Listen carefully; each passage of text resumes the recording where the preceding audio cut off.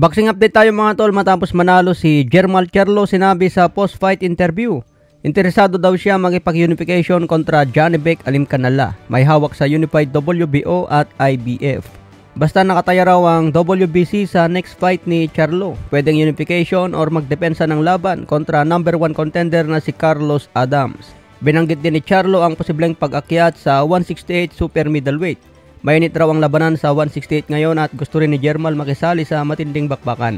Madali lang daw kay Charlo umakyat sa 168 pounds kumpara sa pagkuha ng timbang sa 160. Nakahanda raw lumaban kay David Benavides, Caleb Plant at kay Canelo. Undefeated pa rin si Jermall Charlo, may kartadang 33 wins, 22 KOs, walang talo. Sa iba pang balita, David Benavides niyakap si Demetrius Andrade. Nagpasalamat si Benavides dahil sa opportunity na maglaban silang dalawa. Malaking step up ito sa karera ni Benavides dahil impresibo ang panalo. 2 division champion si Andrade at isang undefeated. Pero binugbog at pinasuko ni Benavides sa round 6. Kaya nga sigaw ngayon ng mga fans laban kay Canelo. Conditioning coach pa ni Benavides si Memo Heredia kaya matindi ang kalidad.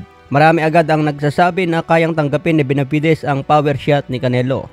Malaki si Benavides, may lakas at may bilis. Masipag pa bumato ng suntok at higit sa lahat may talino rin sa laban. Kaya isang challenge ito kay Canelo kung kayang mapanatili ang pagiging undisputed champion.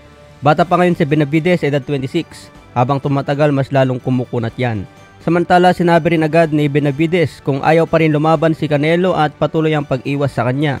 Nakahanda raw umakyat si Benavides sa 175 pounds upang sagupain si Dimitri Bivol. Isang malaking laban umano ito dahil skill fighter si Bivol at tinalo pa si Canelo. Hindi raw mag-aantay si Benavides kung kailan siya labanan ni Canelo. Marami pa daw laban na pwedeng mangyari sa kanya at patuloy na gumawa ng pangalan. Ayon nga po sa napabalitang next fight ni Canelo, isa si Jermall Charlo sa pinagpipilian, Jaime Munguia or si Benavides. 3 laban ang pinirma ni Canelo sa PBC, isa pa lang ang natapos niya kontra Jermall Charlo.